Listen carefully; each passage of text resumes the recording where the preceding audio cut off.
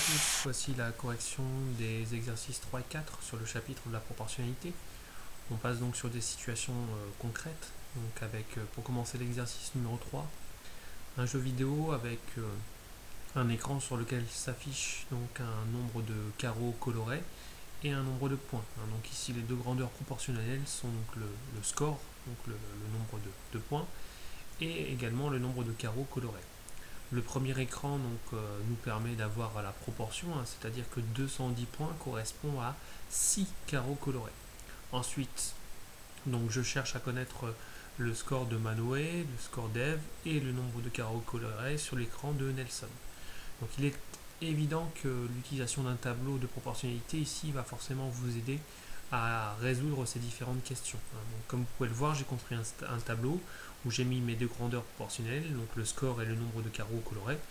Bien évidemment, si vous avez interverti les deux lignes, ça n'a aucune importance.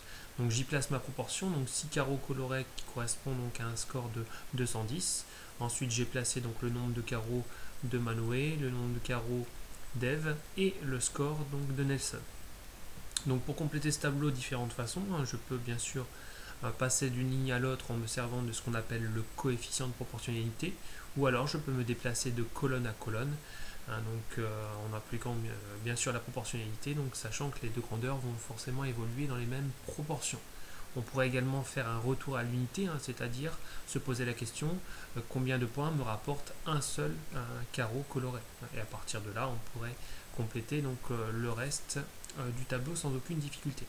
Donc voilà comment moi j'ai fait, donc c'est une méthode parmi tant d'autres, ça n'est pas la seule, c'est celle que je vous propose. Si vous avez trouvé donc les réponses aux questions par une autre méthode, il n'y a aucun problème, il n'y a aucun souci, c'est tout à fait possible. Donc j'ai vu que tout simplement entre le tableau qui était donné, donc l'écran qui était donné et le nombre de carreaux qu'avait Manoé, on se retrouve avec un nombre de carreaux colorés qui a été divisé par 2. Donc évidemment, si je divise par 2 le nombre de carreaux colorés, j'en fais de même pour le score. Donc la moitié de 210, ça fait un score de 105. Voici le score de Manoé.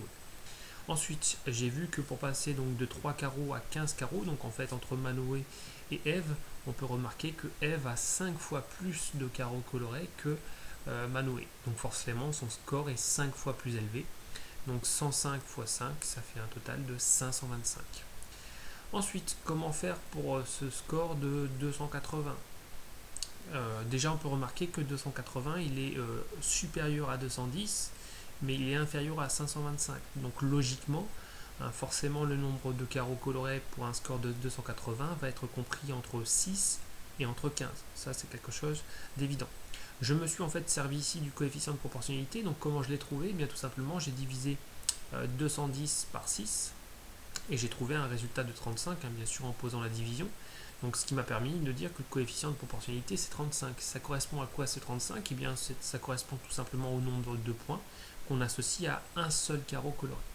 Ensuite j'ai bien sûr divisé 280 par 35 et je suis tombé sur un résultat donc de 8. Donc ce qui indique que sur son écran, Nelson, qui a obtenu 280 points, doit avoir 8 carreaux colorés. Voilà pour ce premier exercice. Pour le suivant, donc autre situation de proportionnalité, cette fois-ci, elle est donnée donc entre un nombre de tours de pédalier fait et une distance parcourue donc en mètres. Donc de la même façon, j'utilise un tableau donc avec mon nombre de tours de pédalier et ma distance parcourue en mètres qui sont mes deux grandeurs proportionnelles. La proportion la voici, on sait que 4 tours de pédalier me permettent de parcourir donc 14 mètres.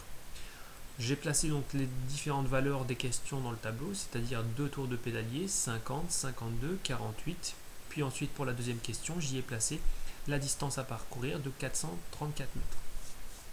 Donc de la même façon, différentes façons de résoudre cette situation, donc avec un déplacement de ligne par ligne, avec le coefficient de proportionnalité, ou alors en passant donc d'une colonne à l'autre, comme je l'ai fait ici, comme vous allez voir. Donc j'ai vu tout simplement que pour 2 tours de pédalier, c'était donc 2 fois moins qu'à par rapport à 4 tours, donc j'ai tout simplement divisé par 2. Donc si mon nombre de tours a été divisé par 2, il en est de même pour la distance parcourue, ce qui me donnait un total de 7 mètres parcourus avec 2 tours de pédalier. Pour 50, comment j'ai fait? Bien, j'ai vu que pour passer de 2 à 50, on multiplie par 25. J'en fais donc de même avec 7, 7 fois 25, qui me donne un total de 175. 52 tours, eh bien j'ai tout simplement combiné la colonne avec le 2 et le 50. Pourquoi? Parce que 2 plus 50 égale 52. Donc j'en fais de même avec la distance parcourue. 7 plus 175 égale 182. Pour 48, c'est le même principe.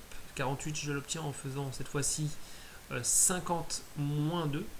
Donc de la même façon, je vais faire 175 moins 7 pour obtenir la valeur ici, la distance parcourue, qui est donc de 168 mètres parcourus pour 48 tours de pédalier. Pour la dernière colonne, elle est un petit peu plus complexe. Donc 434 mètres, je cherche à déterminer donc, le nombre de tours de pédalier.